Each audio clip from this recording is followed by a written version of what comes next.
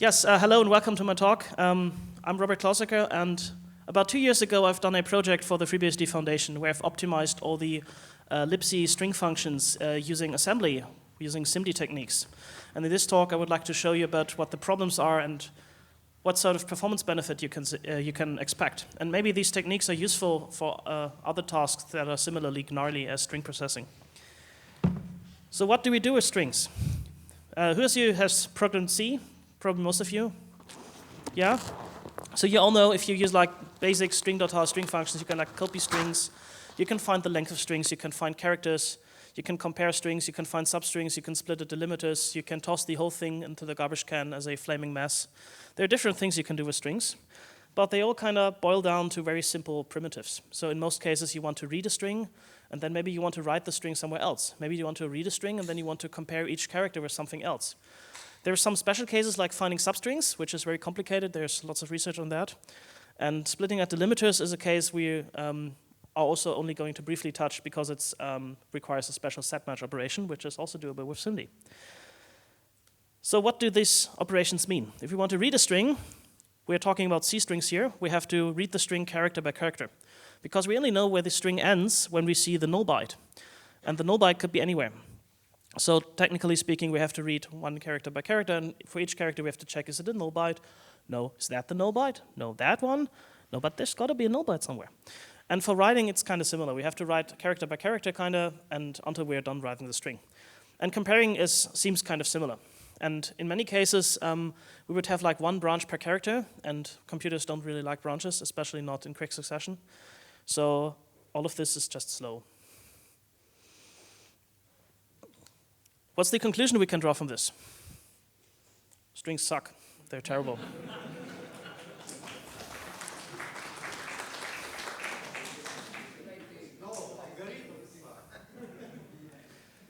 But what can we do about this? Well, we could try to design an operating system that doesn't need strings. Well, people have tried that, and many in embedded applications maybe we can get away without strings. We can ask our CPU manufacturers to maybe put some special instructions in that make string handling faster. So I've heard they do this in mainframes. And of course, there are some accelerating CPU instructions on many CPUs. If you've programmed like x86 assembly, you may know there's like a family of string instructions that are usually avoided because they're actually too slow. And this is a big problem. Some CPU manufacturers have such special instructions, but they are not really the focus of optimization. So frequently you can actually beat their performance using better programming techniques. There are two functions where CPU acceleration is usually used. It's memcopy and memset, like bulk data copy and cleaving buffers, because that's so common that the CPU manufacturers actually care and do make these fast. Maybe we can do some strange hacks instead. So what can we do? Let's introduce SIMD. Who has programmed with SIMD before? Oh, big amount. So the idea of SIMD is, like in the 90s, people realized that it's very hard to make computers go faster. But one thing you can do is you can just have them do more work per instruction. So the easiest way is you just stick like 4 numbers in a register and just have the computer do the same thing to 4 numbers. Boom, 4 times the performance. Super easy. Just have to stick a bunch more alus in, but that's not complicated. What's complicated is like making the decoder faster, raising the clock rate, but just having more parallelity is not super hard. So basically all computers these days have SIMDs, and it's used for everything like video decoding, data compression, data encryption, everything that involves like mathy stuff, like crunching numbers. The big thing about SIMD is we have like a vector of data, and usually you want to do the same operation on all elements of the vector. And if we do this, the operation is as fast as just operating on one number. So intuitively, if we work on a vector of 16 bytes, which is like the lowest level of SIMD supported on the x86 architecture and is the standard level of SIMD supported on the ARM architecture, then we have a performance that could be as high as 16 times the scalar performance, because we do 16 times the work per instruction. That's like the limit of what we can hope for if you use 16-byte SIMD. We can think of it like this. If we have a scalar operation and we want to add to arrays, then we have to do 1 addition per element. But with SIMD, we just have 1 big addition. That takes as long as the smaller ones before. So what can SIMD instruction sets do? They can do like arithmetic on integers and floating point numbers. They can do add, subtract, multiply. Usually not division, but that's not so important. They can do some sort of logic. You can do usually something like element by element comparisons. You can do bitwise and or XOR and XOR and not whatever. You can do data transfer, you can read from memory, write to memory. Sometimes you can do things like extract the highest bit of each vector element into a mask and transfer it to a scalar. This is one we really need for string operations. And there are a bunch of really complicated, like we call them horizontal instructions, where instead of each element doing the same thing, the elements are working together to do something. Like, for example, there are reduction instructions that sum the contents of a vector. Or a common case is you have permutations instructions that take a vector of indices and a vector that is treated as an array, and then use the indices to select elements from the array. There's many other things, and in recent years, people have come up with many creative ways you can extend SIMD instruction sets. And if you go to the most recent ones like AVX 512, they can really do amazing stuff that would make all of this much easier. But the problem is, almost nobody has a computer that has these current instruction sets. So for this project, we decided to stick with what's guaranteed to be available, which is SSE2, which is ancient. But it turns out it's pretty much already pretty good for this problem. So how do we do this? How do we use SIMD to process strings? It seems like we would like to load multiple characters at once and then process them at once, and maybe we're done. But it's not so simple, because we have this null character at the end of the string, and we can't read past the null character. So it seems like we are forced to at least read until we see a null byte, and only then can we work in parallel. But where we read character by character, we could just do the work while we're at it. So here's an example of what the problem could be like. Suppose you have a string like foo bar bass, and there's a null byte at the end. And then here our vector length is like 4 bytes. So we read 4 bytes, everything's great. We read 4 additional bytes, everything's great. We read 4 additional bytes, and now we've overshot the string. And usually that's considered to be a mistake, like overreading a buffer. And that doesn't sound great. The computer could crash. There could be unmapped memory right behind the string. The static analysis tools don't like that. We'll talk about this later. How can we avoid this? The main problem is that we seem to be able to overshoot the buffer, and that could crash the program because there could be unmapped memory. But maybe we can avoid this, and by basically realizing that the computer doesn't actually know where the string begins or ends. It doesn't care. It's just something we've made up as programmers. We've decided there's a string, there's an object, it starts here, it ends there. This is just a conception on a high level. We are not really forced to obey this concept on an assembly level. So we have to overcome the string bounds and be able to overread the objects without crashing the computer. And the main idea is that the computer doesn't know what an array is, and the main way the computer actually knows where data is or not is by means of paging. So if we make sure we do not cross out of bounds by too much, as in we stay on the same page, then it can't crash, because the computer doesn't know that the string has ended much earlier than the page. It just knows the page ends somewhere, so if we stay on the page, everything's going to be fine. We'll do all of this in assembly, because if you read the C specification, it has very explicit language about undefined behavior here, undefined behavior there, and I don't like undefined behavior, so we'll use a language that doesn't have undefined behavior. We'll use assembly. It also improves the performance a little bit, because the compiler has its own opinions on how to generate code that sometimes are not the same opinions as I have, and it's easier to optimize this way. There are some exceptions to this which will not work. For example, there's Cherry, which you might have heard of before. It's a research project for fine-grained memory protection. We will not cover Cherry in this talk, but on Cherry this approach won't work, and it's in fact an open research question how to do this with Cherry, and I'm working on this in the future probably. So this is what it looks like. I've here drawn in the page boundaries as these vertical lines. So you can think of our string starts at some object within the page, and then we know that the page goes onto there. So now we can pretend like, okay, if we know the page boundaries, we can pretend that the object goes to the page boundary. And if we now read the string in an aligned manner without crossing into pages that we know that we don't know are part of the string or not, everything works fine. So we can read the first chunk, we don't see a null byte, so we know there's going to be a second chunk, and we can cross into the next page. Read the next chunk, we see no null byte, we know there's going to be another chunk, we can cross into the next page. We cross into the next page, we see, oh, there's a null byte, so the string ends here, we're done. Of course, we have to do some special processing to ignore the garbage before and after the string, but that's comparably easy to do. So that's like the basic idea of how we want to process strings in parallel. We do aligned operations that intersect the string in some way, because if we do an aligned read where at least one byte is known to be part of an object, it cannot crash, because a page is either entirely mapped or not at all. There's no partial pages. This works fine for reading strings, but writing strings is a bit harder, because while it's somewhat harmless to overread a buffer, it is very dangerous to overwrite a buffer, because the byte right behind the string could belong to a different object. And we do not want to write a different object. One could now say, but couldn't we just read the other object and then write back the same byte? Well, theoretically that could work, but in practice we have parallel operating systems and parallel programs. And the other byte could belong to an object that's accessed by a different thread. And if we read a byte and then write it back, we actually create a data race, because the other thread could have tried to modify the object in the meanwhile, and the update will be lost. So it's very important that we do not write any bytes that do not belong to the object. So what we do is we do unaligned writes. We write the string as normal. And at the end, we just do an overlapping write that overlaps the previous byte just to cover the last few bits. There are different strategies to go about this. It's also possible to only do aligned writes and then cover the beginning and end with byte writes. It depends a little bit on what architecture you're programming for.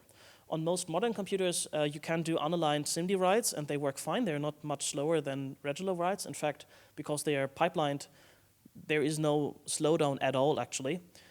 But on some architectures, unaligned writes are emulated with a trap or not supported at all, and there you have to take some special precautions and design this differently. So your mileage may vary. So this is what it looks like. Suppose we want to copy the string into this new buffer. We start by writing the beginning, write the next chunk, and then for the final chunk, we just overwrite a little bit of the previous chunk.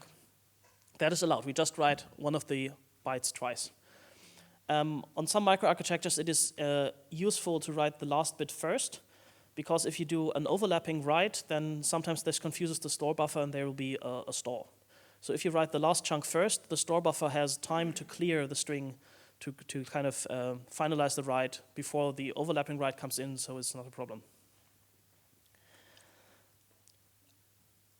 A more tricky problem appears when comparing strings. So far, we've only done things that involve one string. So we read one string, maybe we write it back to memory. That is easy. But when you compare strings, you have the problem that the two strings can have different alignment. So one string could be aligned and the other one could be misaligned. So if you read corresponding chunks of the two strings to compare them, it doesn't work, because one of the reads will be unaligned, and our trick of never doing unaligned reads to never cross into unmapped pages suddenly fails. So we have to be a bit smarter. On some architectures, you can get away with saying, okay, we do unaligned loads, and then we kind of stitch them together with some shifts and permutations. That works on more recent SIMD architectures, but SSE2, as we use it, does not actually have variable shifts. So if you want to shift a string around, you need to know the shift in advance, and we don't, because we don't know the mutual misalignment. There's actually an implementation of the string compare function from Intel, which just branches into 16 different cases for the 16 possible mutual misalignments, and it's absolutely hideous. But it does work. It's slow, it's hideous, but it does work, and I give them credit for that. So what do? We do a total of 3 reads per chunk of input. We do aligned reads to check for null bytes, and once we know that the string extends far enough, we do one unaligned read that corresponds to an aligned read in the other string to compare for equality. So this is what it looks like. Suppose we have 2 strings here, and as you see, they are mutually misaligned. So one of the strings is misaligned by 2 bytes, and the other one is misaligned by 1 byte. So we first check the beginning of the strings to make sure that the string doesn't end right at the beginning. And once we know that the strings both cross into another page in this case. So we can then compare the beginnings for equality. And once we've done that, we can check the next chunk to make sure that the string actually extends farther. And then we can do a comparison with an aligned chunk from the first string and an unaligned chunk from the second string. This looks very complicated. It's very complicated, but it's actually understandable if you stare at the diagram long enough. And then we carry on like this. So we do another read. In this case, we realize, okay, the end of the string has come, so we have to abort in some case anyway. We do our comparison. We see, okay, both strings end at the same place, and we are done. This works. It's pretty fast, actually. A similar approach was used by the ARM people, but with a slightly different design. You can also extend this to counted strings by keeping track of the string length in addition to a null byte. A problem obtains when the strings are very short. For example, in this case, we have a string that's just 3 bytes. So whatever we do, we cannot do an aligned load from both strings in the beginning. Because for the second string, we know that the string ends before the end of a page, and if we do an aligned load from its beginning, it will cross into some unmapped page anyway. So this is very annoying, and it's somewhat hard to fix. And what we do is we copy the beginning of the string to a bounce buffer on the stack, and then just do the unaligned load from a bounce buffer. This is somewhat slow, but it only happens in very rare cases with very short strings that are right before the end of a page, so you can kind of smear the extra code to the rare cases. Another case that is interesting is set matching, like with C-span. This function takes a string and a set of delimiters, and then gives you the first occurrence of one of the delimiters. This is kind of the basic building block on which tokenizing functions like the dreaded strtalk or the less dreaded strsep are built. And this is very complicated because you have to compare each character in the string against all of the characters in the set. Some architectures have special purpose instructions for that, and this is what we are going to use in the next section. In the general case, there's an approach by a Polish computer scientist, Wojciech Mujal, and Jeff Langdale of the Hyperscan project, who have developed a SIMD technique to do it in parallel. It's kind of crazy, but if you have a special purpose instructions, it's faster. So one of the few special purpose instructions we're going to use is the Intel instruction pcmp i_m, packed compare implicitly terminated string return mask, which can do everything you ever want. This string has like 256 options for how to configure this function. It takes 10 cycles. The microcode is absolutely crazy. But basically, it can do the set matching in like one instruction. So on Intel, we use that to do set matching. It's just barely faster than doing the Mujal-Langdale algorithm, and that is what we would use on other architectures. Substring matching is kind of the final frontier here. It's very tricky to do with SIMD because the performance of substring matching really comes from being able to know that the substring couldn't be at a certain position, so we have to skip ahead to some further position. This is really tricky, and we also run into the problem that all the tricky algorithms are optimized for very long strings. And a recurring problem with string processing is that strings that occur in programs are usually very short. So Google has done a study where they've instrumented their libc to just count the string lengths of strings that are passed to all the basic string operations. And they found that there's like an average string length of around, I think, 20 characters, if I remember the study correctly. So it's very important for all of our functions to have excellent performance for short strings.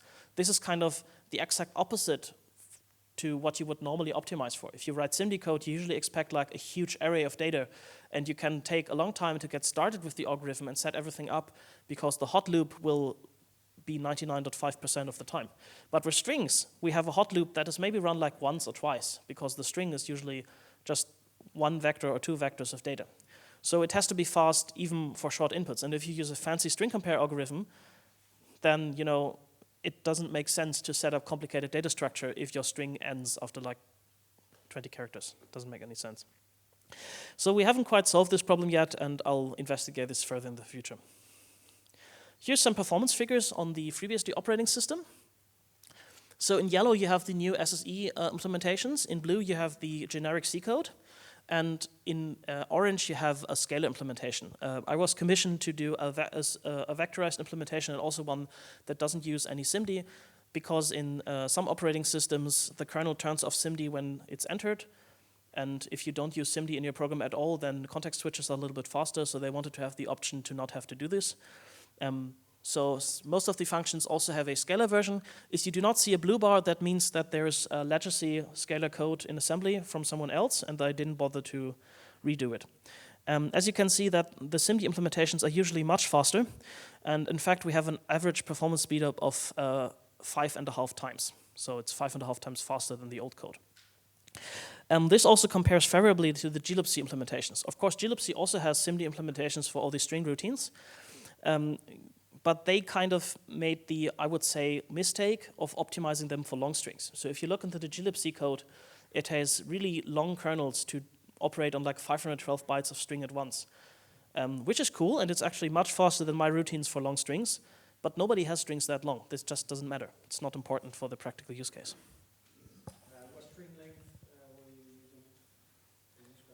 So for this graph, we used an average string length of 64 bytes with like an exponential distribution. So we have an exponential distribution that averages at 64 bytes, if I recall correctly. We later ported these results to the AH64 architecture, courtesy of Gats Mikkelsen. Maybe Gats, you can wave a little bit. Yeah, this is Gats. Congratulations to Gats. This was part of a Google Summer of Code project from last year. And Gats took all these routines and ported them to ARM. On ARM, the ARM company has developed their own string routines, and we have done this port as kind of a companion to the ARM routines. So whenever the ARM fast string routines already had a fast implementation, we just used that, and when not, we kind of added our own implementation. In some cases, we were able to beat the ARM code and have something that's faster. And in other cases, we realized that ARM had a function, but nobody bothered to actually hook it up. So in the end, we managed to cover a bunch of functions. And the only one of these that might not be known to you is the timing save functions. These are like memcomps, so they compare two buffers for equality or for ordering, but they are timing safe. So they always take the same time regardless of what input you have. This is important for things like comparing two passwords for equality, because you don't want people to be able to guess the password character by character through a timing side channel. We were also able to wrap a few high-level functions by making use of these new primitives. So functions like strpbreak or strusep were previously implemented in C code as loops, and we just re-implemented them to call into the fast assembly functions because they are not that common, and this way you can make use of the fast code without having to write another assembly file. There are some problems on AH64. Most importantly, it's very hard to get something we call a syndrome bit mask. So in many cases, you want to compare one buffer of characters with another buffer. For example, if you have strchar to find a character in a string, you have one buffer that just contains the same string, the same character repeated 16 times, and another buffer that contains a string of the input, a chunk of the input. So you do an element-wise comparison, and then you have a kind of a syndrome bit mask that has a 1 everywhere where the character occurs. So on x86, there's a special instruction called pMoveMaskB, which is called packed move mask of bytes, which takes the top bit of every byte of a vector and copies it into a scalar register. So you can then use scalar instructions to crunch on it and make a decision and so on. Unfortunately, AH64 does not have that, and the only thing we can really do is use something called shift right and narrow to narrow the byte mask to nibble masks, so 4 bits per entry, which turns a 128-bit vector into a 64-bit vector, which is barely long enough to fit into one scalar register. Then we can use a floating point move to get this into a scalar register, and then we have to adapt our code so it expects 4 bits per entry and not 1. It's a bit more complicated, it's a bit slower, but at least we can get there.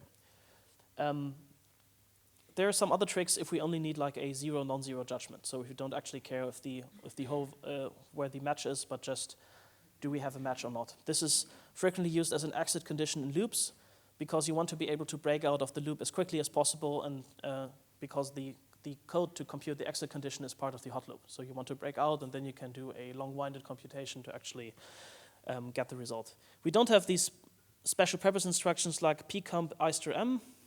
We use the generic algorithm, and another problem is that we can't actually find the position of the first match within the buffer. There's an instruction to find like the number of trailing zeros that doesn't exist on ARM. They can only do leading zeros, so you kind of have to work around it by flipping the bit order and then doing something not super crazy. We have also investigated porting this code to SVE, which is the more recent SIMD instruction set from ARM, but it's kind of challenging because it's very hard to find SVE-capable hardware. So for the home gamer, basically, for a long time, the only choice was to buy like an Amazon VM, like an Amazon Graviton instance, but that's like setting your credit card on fire in the long run. And until like this year, there was really no desktop computer you could buy that has SVE. There's now some Chinesium machine, it's called the Rackstar Orion 06, which has it. It's like the first one you can afford. And some smartphone socks have it. But like jailbreaking your smartphone and then doing SIMD development on a smartphone is kind of annoying. So, yeah. And also, if nobody has it, if nobody has SVE, is there really a point in doing a port? That's also a tricky question. SVE will be particularly interesting because it's a very length vector instruction set. So you don't actually know how long the vectors are until your program starts. And so many of the algorithms will have to be redesigned to cope with that, which is a bit tricky in some ways, because some of the code steps heavily assume a fixed vector length. The current progress of this project is that we've concluded the AMD 64 port that was paid by the FreeBSD Foundation as a commissioned work. We've managed to do almost all of string.h, excluding some of the rare functions. We have not done white characters because white characters are a whole nother kind of words. Who likes white characters? Yes, I thought so, yes. This landed for the FreeBSD 14.1 release. We have written a dispatch framework, so you get different SIMD code depending on what CPU extensions you have. So if you have an old ass like AMD 64 CPU with just the basic instruction set, you only get some of the things. If you have a newer one, you get some new ones. We are thinking about extending the ports to AVX2, which is the more recent one, or AVX512 as a companion, but preliminary work has shown that it is not that much of a performance advantage. Because once again, strings are short. And if your string barely fits in one register, it doesn't make sense to have a longer register. It just means that the longer register has more wasted space. The main interesting thing about AVX512 would be that we can avoid some of the underlined loading rigmarole, because AVX512 has the ability to mask loads. So you can tell the computer to only load like these bytes in a vector, and if the other bytes in the vector are on an unmapped page, it doesn't matter. It doesn't cause a fault. Mikhail Gertz did the port to AH64, which will land for 15 release. And Strahinja Stanisic, a Google Sum of Code student from Serbia, did a port to RISC-V64, which was marred with some complications, and due to poor hardware availability, it's currently undergoing acceptance testing, will probably land later this year. For future work, I'm planning to port this maybe to PowerPC or to your libc of choice. So if you are writing a libc, please let me know, and I'll send you the patches and you can integrate them. I'm happy to give them to you. They're BSD licensed. And maybe we'll investigate if it's possible to do SIMD string stuff for Morello and Cherry, which are capability-based architectures where the pointer itself kind of enforces the limits of the object. And this would preclude some of the optimizations. And maybe there's a way to do it anyway, because if you know the object boundaries from the capability, maybe you can do it using that information instead. I haven't investigated this, and a big problem is that the hardware is very hard to obtain unless you are part of this research project. But there may be a solution in the future. So that's my talk. That's all. And I hope this was interesting to you. And I'm open for questions.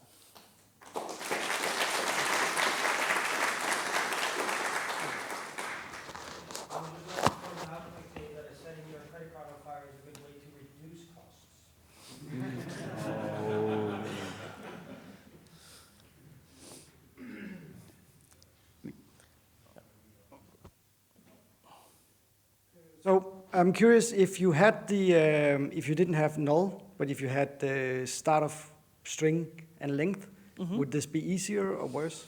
So this is a very interesting question. So the question is, if you have a counted string where you know the length of the string instead of trying to find a null byte, is it easier? And the interesting answer is that for many functions, it is actually slower. Because if you have a counter, you need to check the counter in the loop. And if you do not have a counter, but rather a null byte, you need to find the null byte. So if you have something like a string char function, that function boils down to finding two characters, a null byte or the character you're looking for. So you can compare with the two characters and then OR the result together and then do one branch on whether you found either of the characters. This is one branch per iteration. If you have a counted string, now you have to do two branches per iteration because you have to check the counter and you have to check if you found the character, and you have to check if the string has ended.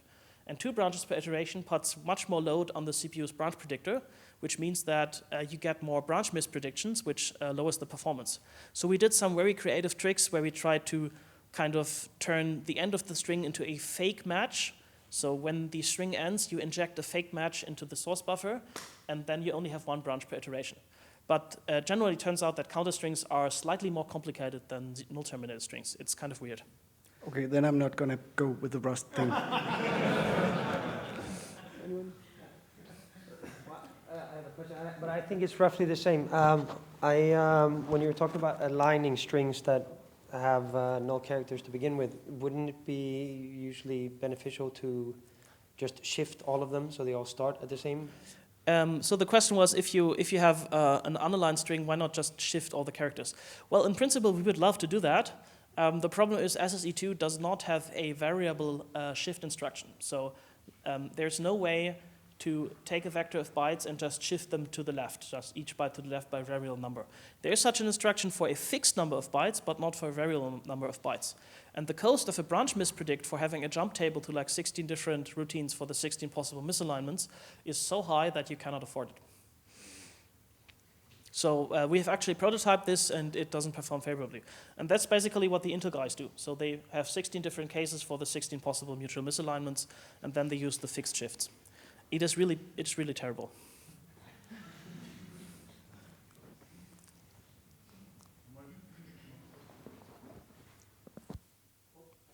Monk.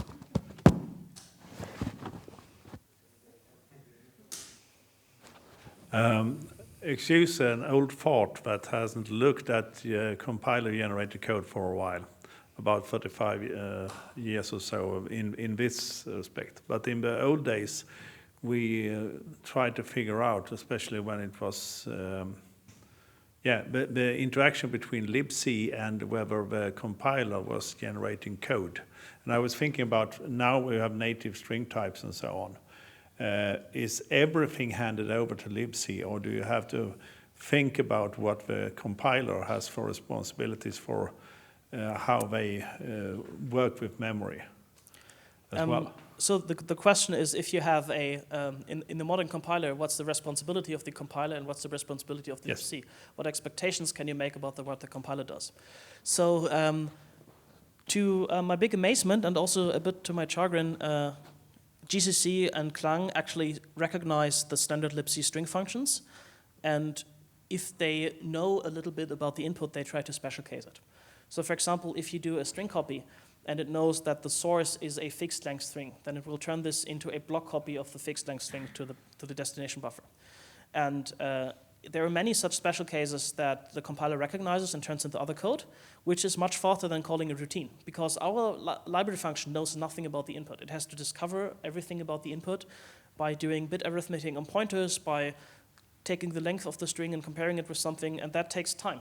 If the compiler can do this at compile time, it's much faster.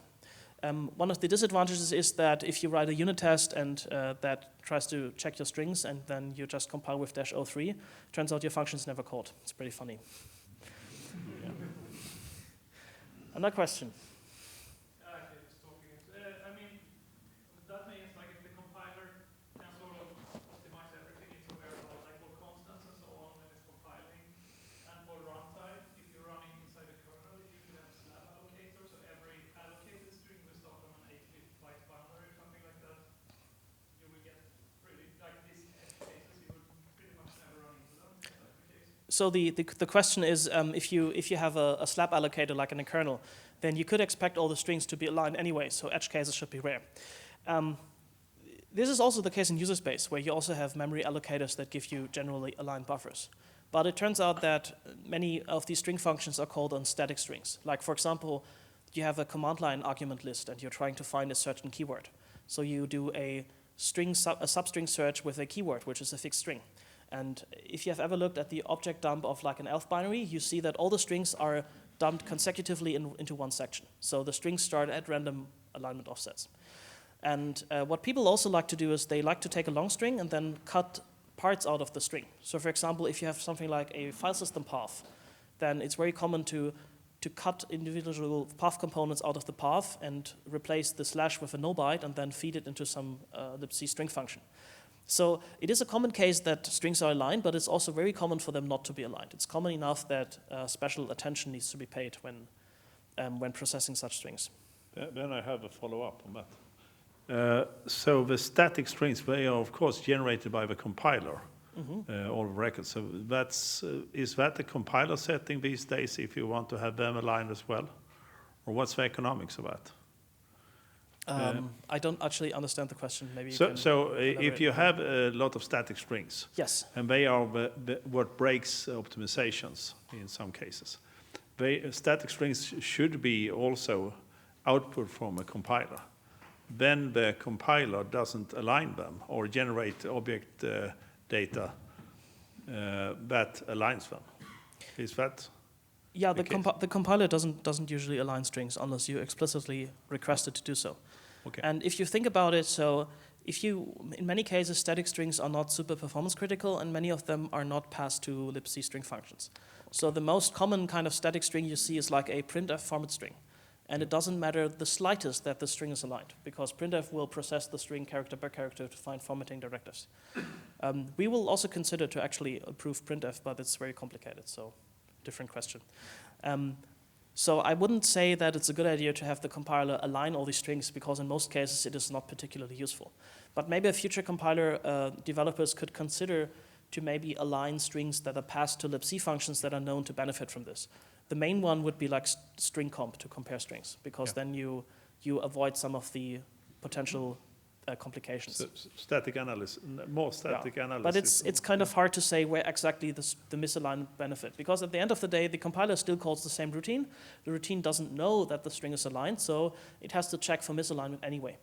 Okay. Which means that the benefit is rather low, because the misalignment check is branch free, so we just have the same code path every time. We just do not ignore garbage at the beginning of the string if there is none. I'm not sure. You would have to benchmark this, and I don't really have a specific answer. One question about alignment at the end of the string when it crossing like page boundary or some boundary. I don't know if you heard about the problem called split lock, and if so, have you researched that, and maybe you have something common to resolve, because it sounds similar. I have unfortunately never heard about this particular split lock is, for example, for 60-bit architecture, when you have some log data structure or log integer, basically, right? And it goes, because of legacy, it goes splitted by 4 bytes on one page, 4 bytes on the other page. That's called. And to take that log, you cannot basically get a cache line which has both parts. Oh, the split lock issue. Yeah. Well, none of these string functions do atomic operations, so you do not have the possibility of a split lock. Yeah, but I mean about this page boundary, because they probably implementation could be similar, like to get this both parts at the same time. So what happens if you do a load that crosses a cache line boundary, which also implies, so every page boundary is also a cache line boundary. So what happens when you do a load that crosses a cache line boundary is that the CPU will split this into 2 loads, one for the earlier part of the load and one for the later part of the load.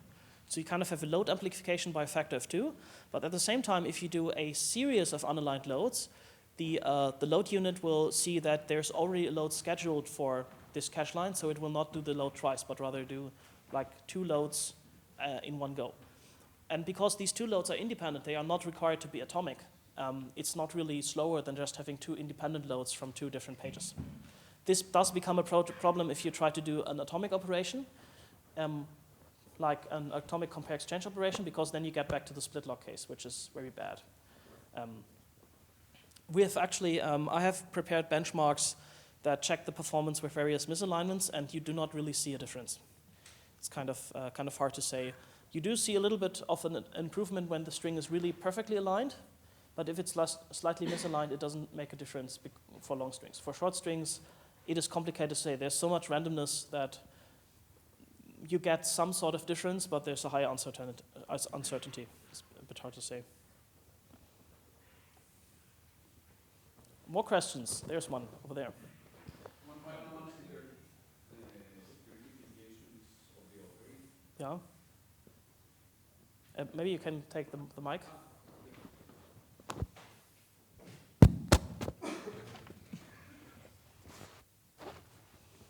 Thank you. Have you considered any security implications of the overread? Security implementations,